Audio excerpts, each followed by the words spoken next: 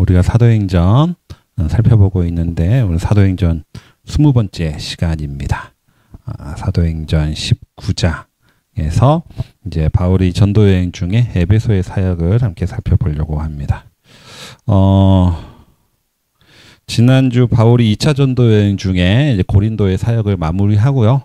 그 다음에 에베소에서 잠깐 갑니다. 이제 고린도에서 함께 만난 동역자들 있죠. 브리스길라와 아굴라와 동역자들과 함께 에베소로 이동을 합니다.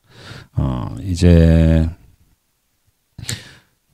실라와 디모데는 이제 고린도에 남겨두고요. 이제 셋이 에베소로 이동을 하는데 에베소는 당시에 로마의 행정구역상 아시아의 수도입니다. 이 아시아는 지금 우리가 생각하는 아시아 이렇게 전체를 이야기하는 것이 아니라 그 당시 로마에서 로마의 행정구역상의 아시아의 수도를 의미합니다. 지금의 이제 터키 이쪽에 이제 수도가 되는 거죠.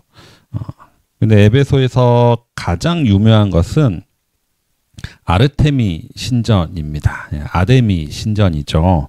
이곳은 그 당시 지금은 남아있지 않습니다. 남아있지 않은데 기록에 따르면 127개의 대리석 기둥으로 세워졌는데 그 기둥이 하나가 지금 18m 정도라고 하니까 기둥 하나가 6층의 높이라고 합니다. 그게 127개로 신전이 이루어졌고요.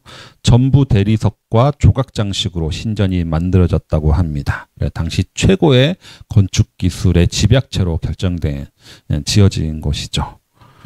그리스의 파르테논 신전보다 에베소에 있는 아데미 신전이 4배 이상 컸다고 합니다.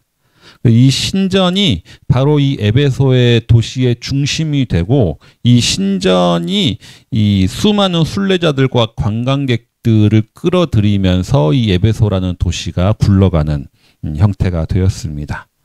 그리고 그 신전의 규모만 보면 여행객들과 순례객들이 압도당하면서 경외의 대상이 되었다라고 합니다. 그리고 그 에베소 도시에는 아데미 신상을 판매하는 은세공업자들도 융성하게 활동하고 있었습니다. 이런 도시가 에베소의 특징이었죠. 바울은 에베소에 도착한 다음에 한번 유대 회당에 들러서 토론을 하고 나서 그 에베소에 있는 유대인들이 사도 바울을 보고 좀 더 오래 있으면서 우리와 머물러 달라라고 얘기했는데 사도 바울은 당장은 좀 떠나야 한다라고 떠납니다. 예루살렘을 거쳐서 바로 2차 전도여행을 마무리하고 안디옥으로 가게 되고요. 함께 에베소에 왔던 이제 브리스길라와 아굴라는 에베소에 남아가지고 계속해서 사역을 했던 것으로 보입니다.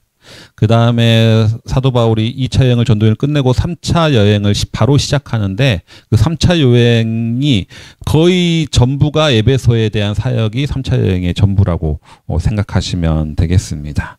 그래서 사도 바울의 에베소의 사역은 사도 바울의 3차 전도여행의 이야기라고 보시면 되는데 오늘은 에베소에 도착한 이야기를 함께 나누고요. 그리고 다음 주에는 에베소의 사도 바울의 선교 활동으로 인해서 그 도시가 어떻게 바뀌었는지를 함께 살펴볼 거고요. 그리고 마지막 세 번째 주에는 사도 바울이 에베소를 떠나면서 했던 고별 설교를 함께 살펴보려고 합니다. 눈물이 없이 들을 수 없는 사도 바울의 고별 설교가 이제 2주 후에 같이 있게 되겠습니다. 반면에 이제 어떤 주석가들은 사도 바울의 전도 여행을 굳이 2차와 3차로 나눌 필요가 없다. 그냥 에베소에 사역하다가 잠깐 갔다가 다시 에베소 사역이 계속해서 이어지기 때문에 그냥 에베소 사역하다 잠깐 그냥 집에 다녀온 정도로 이해할 수 있다라고 보는 주석가들도 있습니다.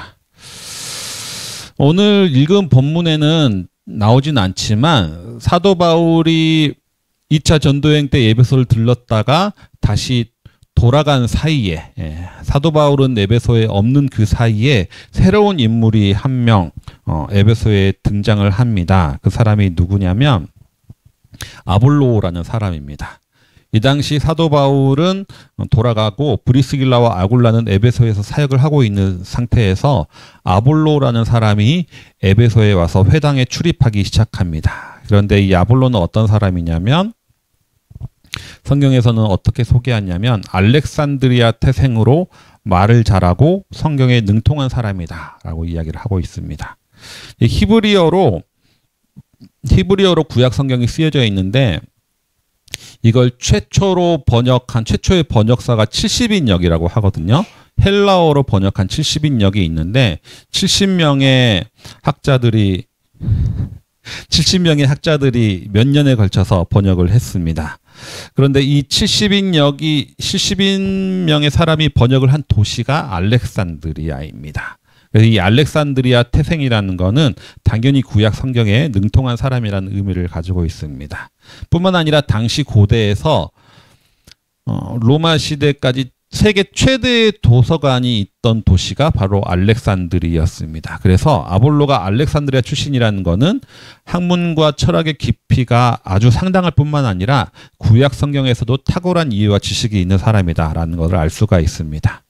근데 이 아볼로가 에베소의 회당에 와가지고 토론을 하고 대화를 하는 걸 보니까 분명히 예수에 대해서는 알긴 아는데 예수에 대해서 정확하게 가르치긴 하는데 뭔가 부족함이 느껴지는 겁니다.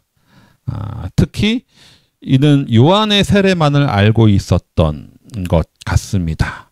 아마 또 구약에 예언한 메시아로서 예수에 대한 변론을 하긴 하는데 예수님이 실제로 전했던 그 하나님의 나라와 십자가와 부활의 의미는 부족했을 것 같습니다. 그래서 브리스길라와 아굴라가 이 아볼로를 보고 나서 그를 만나서 데려다가 양육을 합니다.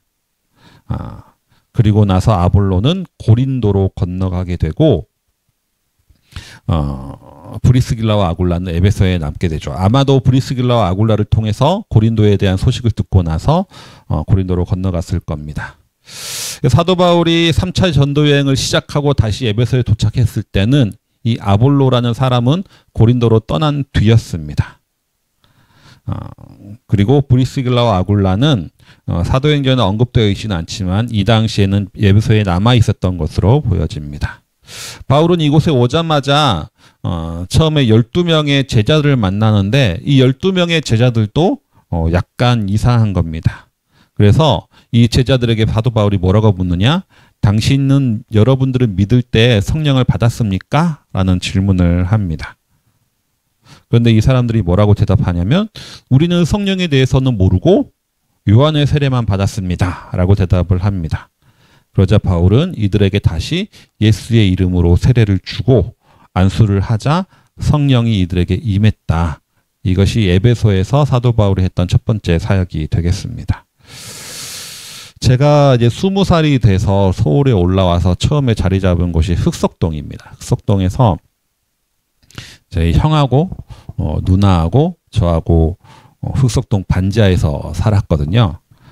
서울에 제가 올라온 지 며칠 안 됐을 때였어요. 그냥 광주의 친구가 그 친구도 서울에 와서 뭐 면접을 볼 일이 있다고 대학 면접을 볼 일이 있다고 저보고 같이 가달라고 해서 그날은 저는 외출 안 하고 집에서 이제 친구한테 연락이 오기만을 기다리고 있었습니다. 그때는 핸드폰이 없었고 이제 집 전화로 전화를 와야 되는 시기였으니까. 근데 혼자 제가 집에 있는데 누군가 노크를 하는 거예요. 그래서 밖에 나가봤더니 설문조사를 하신다고 이제 아주머니 두 분이 계셨습니다.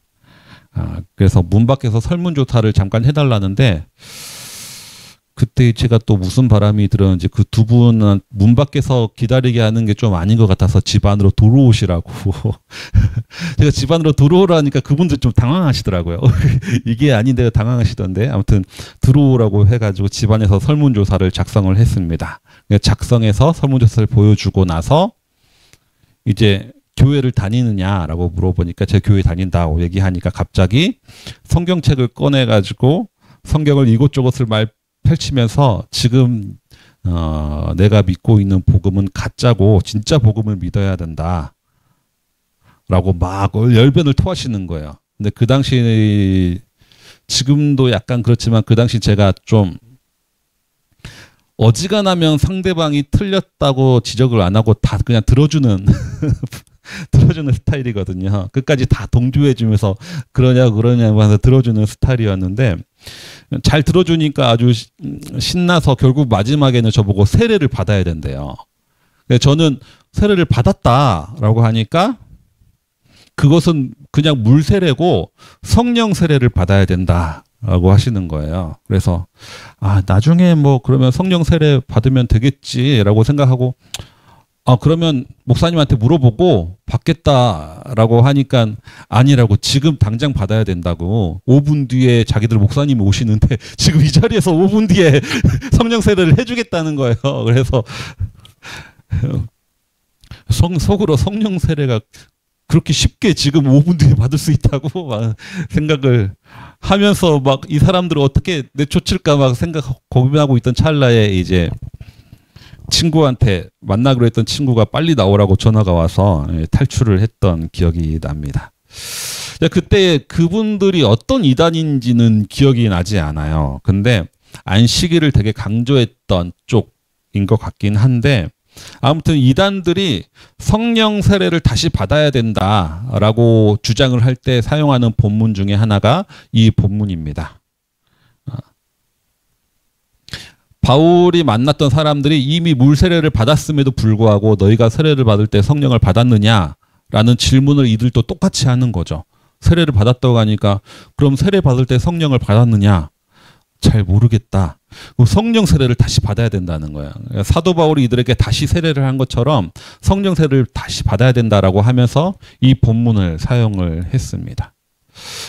그런데 사도 바울이 이들에게 다시 세례를 준 이유는 이들이 받은 물 세례가 불완전하기 때문이 아닙니다.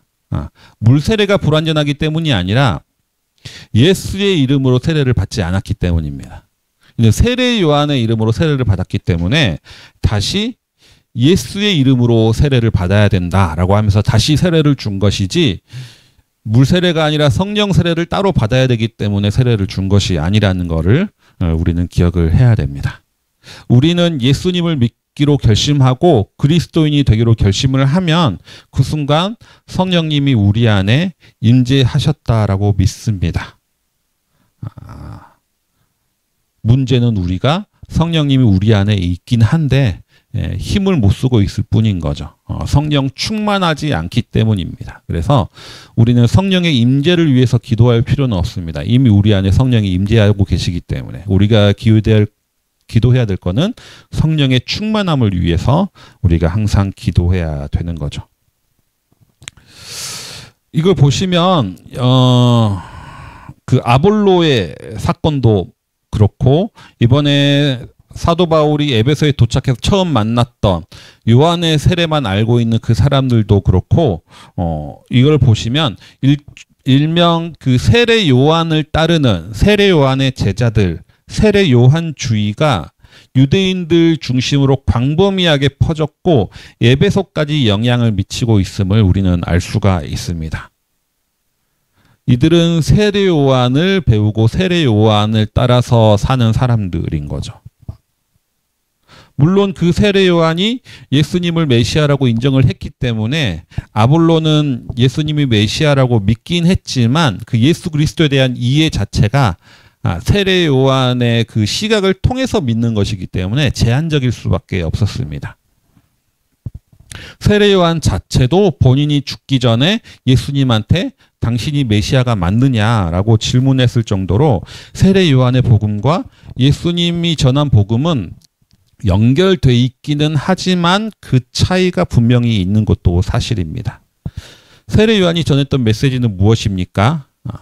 회개하라는 겁니다. 그리고 세례 요한의 메시지를 통틀어 보면 가장 중요한 것은 도덕적인 삶을 강조합니다. 세리들에게는 세금을 속이지 말고 부가된 만큼만 걷어라. 군인들한테는 남의 것 강탈하지 말고 받은 급료에 만족해라. 일반 백성에게는 음식과 옷을 가난한 이웃들에게 나눠줘라. 라는 이야기들을 하면서 세례 요한이 했던 세계는 죄 씻음의 세계, 회개의 세례를 베풀었습니다. 세례 요한의 가르침은 자신의 죄를 인정하고 회개하고 도덕적인 삶을 살라라고 삶의 방향을 바꾸는 것이 세례 요한의 가르침의 핵심이었습니다. 그리고 만약에 이렇게 안 한다면 도끼가 이미 나무 옆에 있으니까 나무를 찍어내듯이 너희도 버려지게 될 것이다 라고 하는 거죠. 그가 말하는 하나님의 나라, 세례 요한이 꿈꾸던 하나님의 나라와 메시아도 철저하게 죄를 심판하는 나라, 철저하게 공의가 세워지는 나라, 그러한 메시아를 세례 요한은 생각했습니다.